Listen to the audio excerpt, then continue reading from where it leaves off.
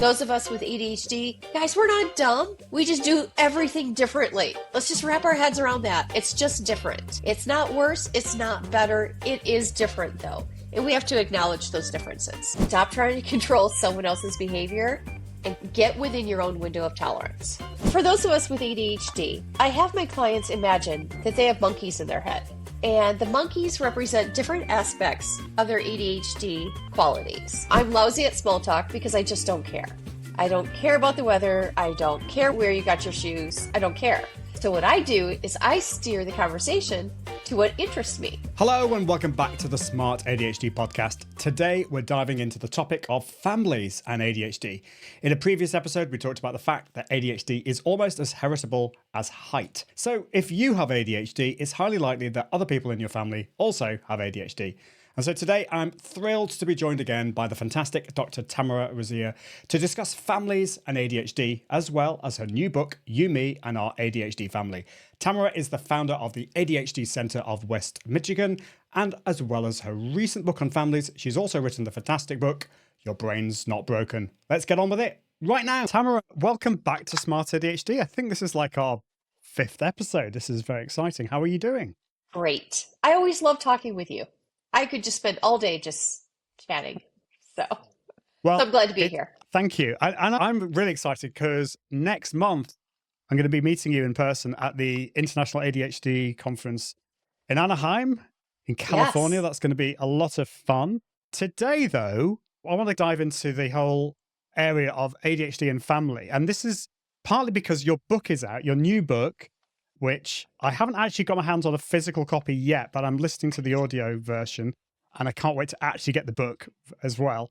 So this is You, Me, and Our ADHD Family. And I know this is something you've been working on for, I don't know, at least 1.5 years, 2 years, maybe something like that. So you tell me. So how did this book come into existence? Well, with my first book, Your Brain's Not Broken, I remember telling you, it's like a love letter to all the clients I'll never meet. I just wanted them to know they're okay. And then my practice started to expand and I started to work with more and more families. And the title of my first chapter is called Welcome to the Goat Rodeo. And having a family affected by ADHD feels like a goat rodeo sometimes. I wanted families to figure out a way to cut through the chaos and learn to love each other better. And that's just my driving hope for the book, is that people read it. So this isn't a parenting book. It's if you are in a family affected by ADHD, read this to understand yourself and those you love. I think this book is for many people. It's not specifically for people with ADHD, because you may know people with ADHD, right. And it's such a powerful book. I was saying just before we started recording, there was one chapter where I was laughing and crying at the same time, in a good way, because it just brought a lot of clarity. And your use of metaphors and stories. And I can tell you taught English with some of these titles of the chapters. It's great. You got Widening the Window, Perils of the Telefocal Lens.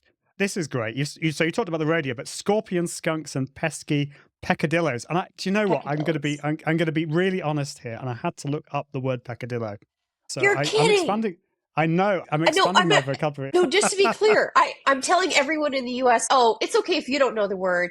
It's a British word. And that's why I'm not shaming you into your vocabulary. I'm just like, oh dear, I might be wrong. No, you're not wrong at all. So I went to the authoritative source on this, which is ChatGPT, and said it's used a lot more in English literature. And yes, it's one of the things I beat myself up about, which I shouldn't do, is I don't read as much as I should do. I did as a kid, but we're not going to talk. Oh, okay. You know what? That makes sense because I taught British literature and peccadillo makes sense to me. But yes. That's an important chapter for families to understand. It is. It's great. And we're not going to have the time to go through the whole book, obviously. So right. You need to get the book. And I really mean this. I think this is one of the most important books I've read on ADHD. It just shines a light on so many issues and gives a vocabulary and an understanding to so many things.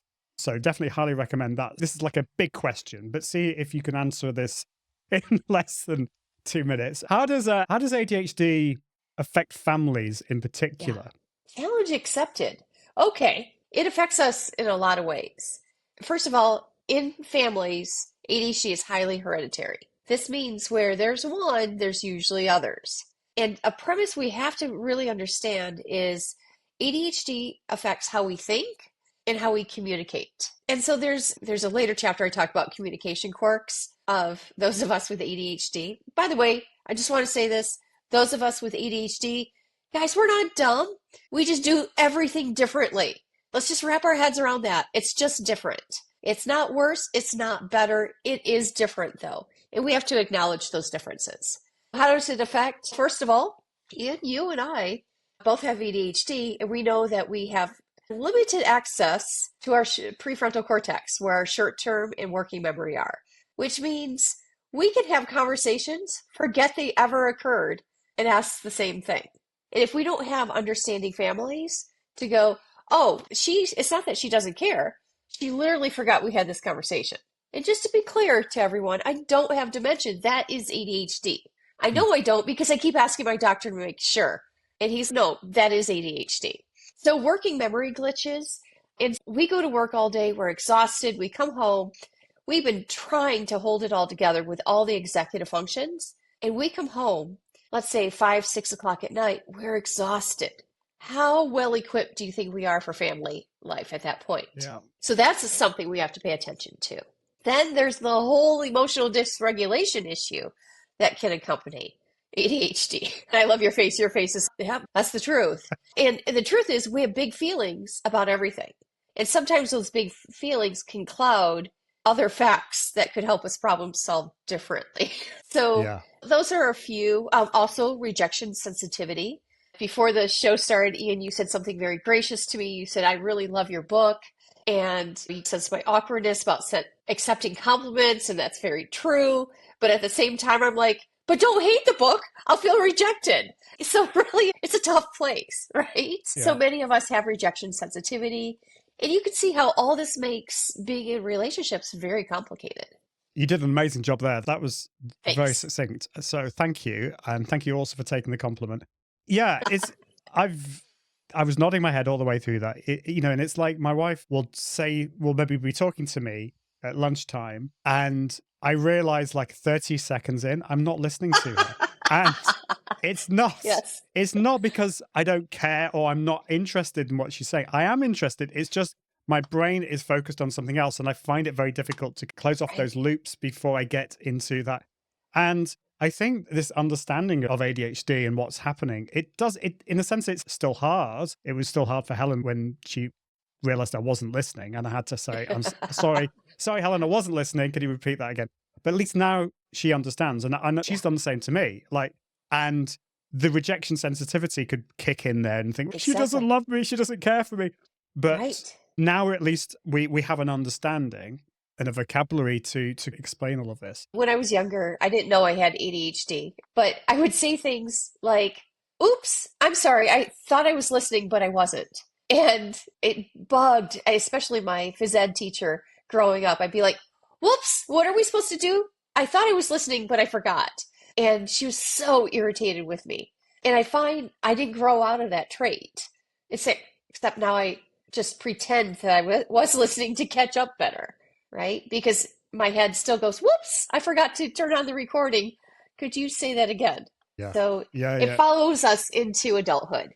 Yeah, definitely. And I wonder whether there should almost be a book giving us phrases that we can say in those situations. I'm not saying we should go, whoops, I wasn't. But it could be that. And I was chatting with my son about small talk. There should be a guidebook on small talk. And I was trying to teach him small talks. And we were joking. It was like, so what's the weather like at the moment? Oh, it's lovely weather and all this kind of stuff. And I just wonder whether there should be a book on helping us with these situations with ADHD to just help people understand. I'm going to tell you the hack because this works all the time. I'm lousy at small talk because I just don't care. I don't care about the weather. I don't care where you got your shoes. I don't care. So what I do is I steer the conversation to what interests me. So I ask the person questions that I really want to know answers to. And we end up in the most fascinating conversations. People think I care about them, which I do, but because I'm walking around the small talk and I just find the questions I'm truly curious in. And let's face it, if you have ADHD, you're curious about everything. And obviously we have to be the socially appropriately curious because there's many times I'm curious about things I really should not ask about. But, a lot of times, one time I was at a party and I heard someone had chickens and I was thinking about getting chickens. And I'm like, can you tell me more? What kind of chickens do you have? Where's the coop? And the person was delighted to tell me all about her chickens and left feeling cared for. And I was interested. That's my little hack. Just steer the conversation Yeah, that's and great. ask many questions. A win-win situation. That's what you want. Yes. Love that. Love that. So, Monkey Malarkey, which is a great title for a chapter. And by the way, if you're listening or watching this and you didn't realize this, Tamara has actually been helping us as a family. Tamara was actually talking about part of these concepts to us in the past. It's been immensely helpful. Tell us a little bit more about what this is all about, because Monkey Malarkey just sounds really cool and interesting. Yeah. For those of us with ADHD, I have my clients imagine that they have monkeys in their head. And the monkeys represent different aspects of their ADHD qualities. And so, what are some of the monkeys that you really thought, oh, I've got that monkey in my head? I have time blind Timmy. I've got critical Kelvin. I've only thought about one or two. So I've got like Lawrence, he's Lawrence the librarian. He overthinks things and he's always over preparing. And then there's almost like an anxious anxious monkey as well. Andy, yeah. Yeah. So what we do is the chapter takes you through naming the monkeys you have in your head. And so I give you a whole bunch of different categories of monkeys to consider, and I ask you to choose 5. And then you choose 5, but then we want to imagine them talking. And hearing how our monkeys are interacting with each other can really give us insight. In the book, I talk about the time, I don't know if you remember this, right before I released my first book, my monkeys were chattering. And all of a sudden, I'm driving down the road. Anxious Amy pops up on my shoulder. The little monkey sits right there and says, hey, I'm pretty nervous because I think everyone's going to hate your book. And I should have told you earlier, I'm really sorry, but I'm really nervous about this. Critical Kelvin pops up, puts his arm around Amy and says, girl, she's right. You did a bad thing. You were too vulnerable, and now people are going to know you're really stupid. I'm like, okay, so the monkey chattering starting, right? And then perfectionist Penny pops up, and she has to be perfect. You could have done better. You just really didn't even do a good job on this book. I'm like, oh no, the monkeys are really taking over. And so I literally, for a second, fantasized about calling the publisher and saying, just take all the books back. I'll give you all the money back you paid me. I'll pay you more money, but let's just bury this whole project. I got a handle on my monkeys. And so I started with Anxious Amy first. And I said, hey, Amy, Anxious Amy is showing up because she cares about me. And all these monkeys are really trying to protect me in some way. And so I'm like, Amy, I get it. We've never done this before. And so we're very nervous. We're going to be okay. And we're going to have to be brave. So can you just be quiet for a little bit? And so she went away for a little bit. Critical Calvin, he's a stinker, and he just hangs out in my head a lot. He likes to criticize me to make sure I'm on the right track. I'm like, Kelvin, dude, I don't have time for you right now. I need you to take a back seat. And he just plopped down on my shoulder and he's, I'm not going anywhere. I'm like, okay, cool. I'll talk to Perfect Penny. Hey, Penny, we had great editors. And you know what? They were doing a great job for us. So they really helped us carry it across the line. Can you agree with that? Yes. And so I talked to all my monkeys just to try to get them under control. And it turned out okay. And I shared that because it was very vulnerable. The monkeys popped up again, like before this book launched too, by the way. I'm going, you did this again, and you were more vulnerable. Why? Why, Tamara? But the value of the exercise is to get some insight into how my ADHD thoughts are almost turning into action, and I can keep them from turning into action that way. Now, in families, my monkeys, if we're related, my monkeys are going to talk to your monkey. And I'm positive that monkey malarkey in your family, right? Yeah, definitely. I was going to ask you a little bit more about how that works in families, but it just reminds me of a friend of mine who was launching a book and had those similar kind of thoughts. And you could say it's the monkeys. But she went so far as she actually deleted her book. She actually, and it wasn't until the following day she just woke up from her senses and she realized she did actually have a backup, but there were a few missing chapters, so she had to rewrite those. So, like, these things can really affect you if you let them Yeah. go. And I think what I realized was going on in my head is I just let those monkeys chatter, and I wasn't even Yeah. aware that they were talking. Right. And so this actually personifying these different aspects of your ADHD brings them to the forefront, and then you can have a conversation with them like you're doing. And it strikes me, the thing that you were doing there is you were having compassion. You were, okay, maybe with Calvin, you were saying, yeah, okay, I'm done with you today. But it's not like you are completely, you're shouting at them or there's any kind of Right. negativity, because they are No. part of you. How, in a family situation, you touched on this, but how does knowing about these monkeys in our brains help Yeah. us in our families interact with Right. each other and support each other? Yeah. Let's say, I work with, by the way, many families. It's quite common to have more than one ADHD person. Okay. Families will come and say, yeah, we need help with my son. My son has ADHD. And then I gently prod and go, who else does? And if it's a family of five, odds are at least one other person does, if not two. And there's usually a parent going, oh, I get this. And the first step is to understand who has the monkeys, who has the monkey chatter in their head. But let's say mom has ADHD, but women, a lot of women don't know they have ADHD because they're high performers. They kind of keep their act together and they adjust by over developing Perfect Penny. So Perfect Penny is, she is going to keep us on the straight and narrow because she demands perfection. And Critical Kelvin is going to back her up and say, you're a lousy, no good, blah, blah, blah, because you weren't perfect. So mom has those two monkeys, Critical Kelvin, Perfect Penny. It's time to leave for something.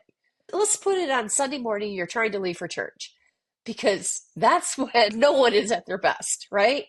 Mom is at the door yelling, saying, we need to get in the car right now. And Perfect Penny's, yeah, you tell her. You tell her, Margaret, we're doing this. And Kelvin's, yeah, you got to get your family out in the car or else you're probably not a good mother. So that's the chatter. Meanwhile, Mm. the son is going around the house looking for his shoes because he can't remember quite where he left them because that he has the forgetful part. But mostly, time blind Timmy, his monkey, is really acting up, going, I don't see the problem, right? Meanwhile, you have the daughter in the bathroom, also with ADHD. She has overwhelmed Oscar and just getting ready and trying to look okay has overwhelmed her and she's almost near tears. And so you start to see how all the monkeys start to interact with each other. Perfect Penny, it will finally get her family in the car. And by the way, Dad doesn't, in this case, doesn't have ADHD. He's just trying to stay out of all this. But in the car on the way, now the monkeys start chattering because Perfect Penny is now angry. And Critical Kelvin is also critical toward mom and the kids. So mom's not letting this go. When I ask you to get in the car, and then meanwhile, son has rejection sensitivity in the back seat, his monkey starts going, wait, is she insulting us? We can't take that. You should fight back Mm. on that. And so you hear how all of these discussions start to happen. And when I help families understand that, they can be more compassionate to each other and we can see each other better.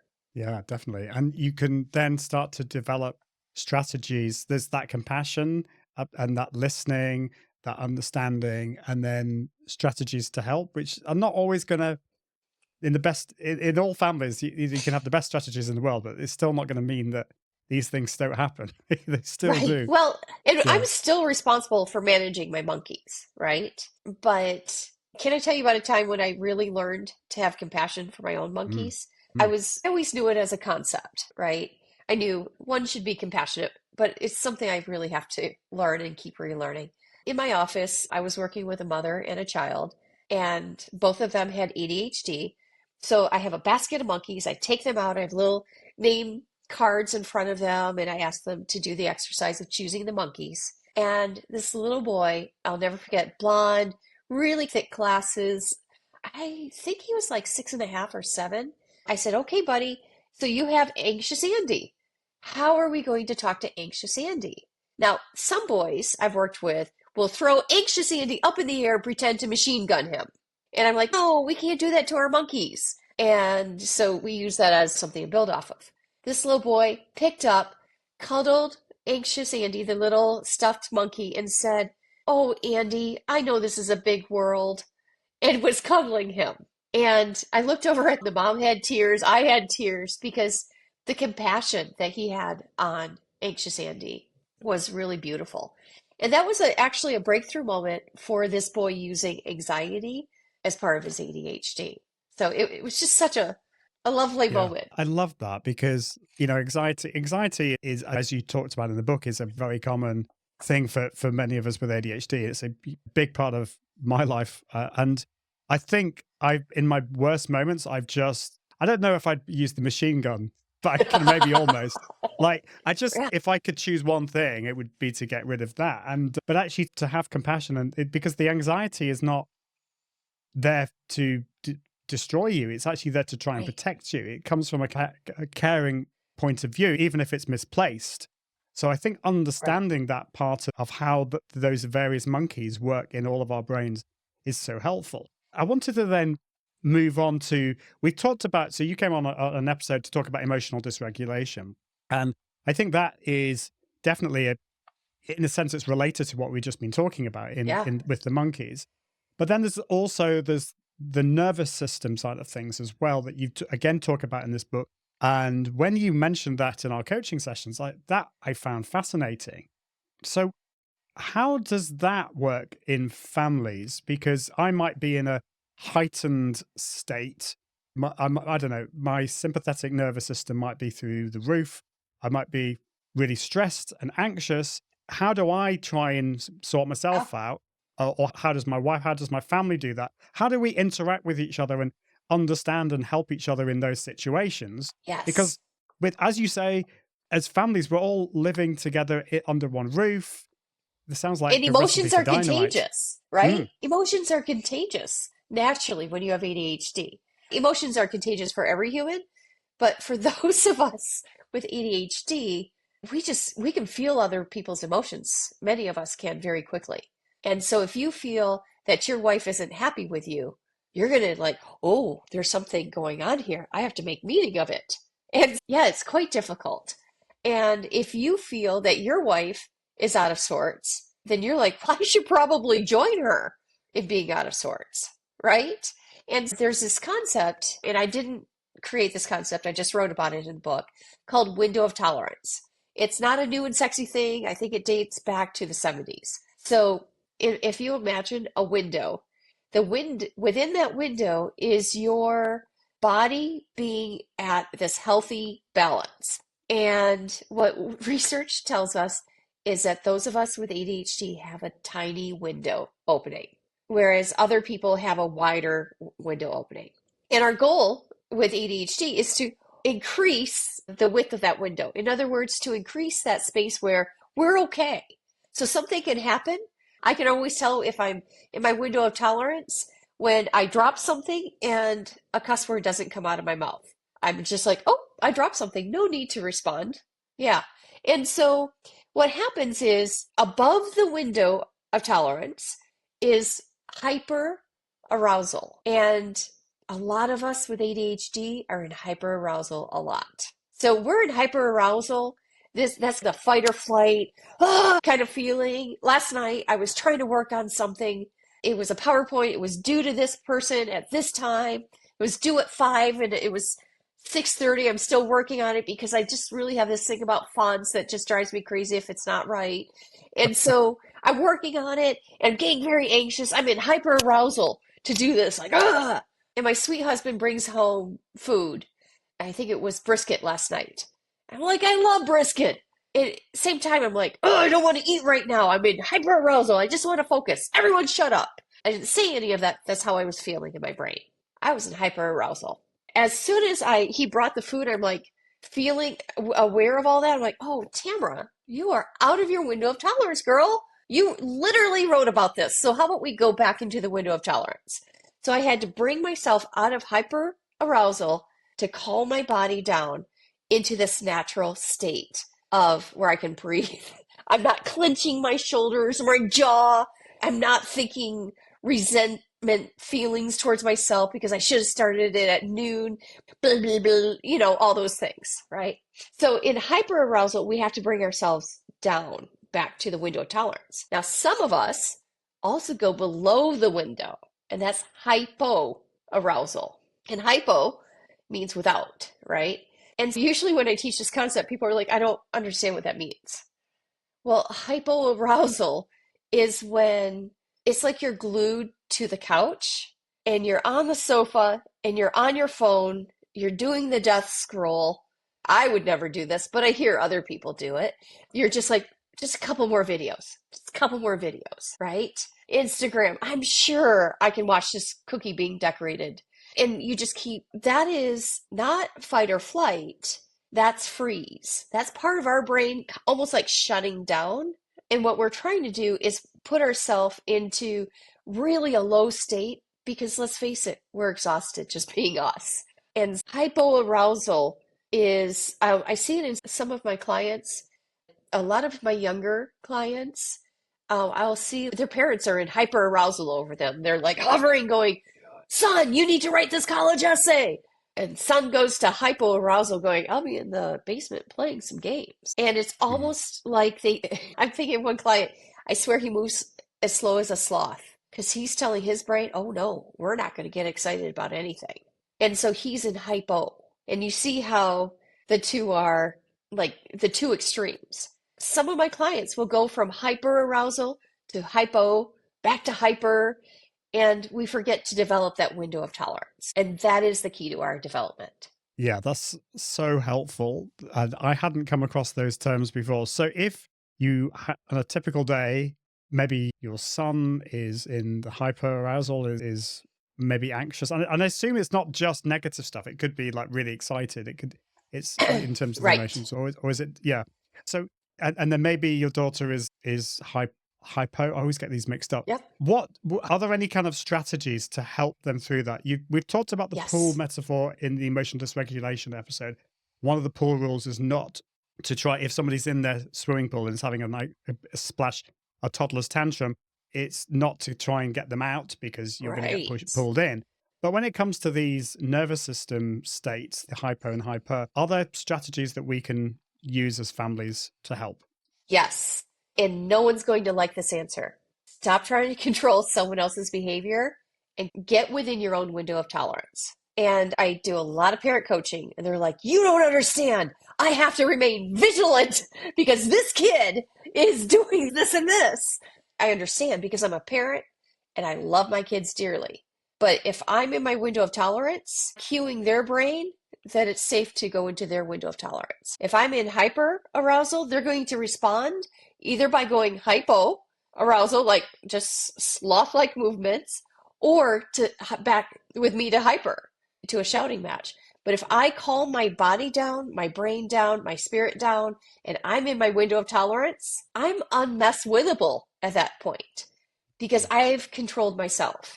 And stop trying to control other people's behavior.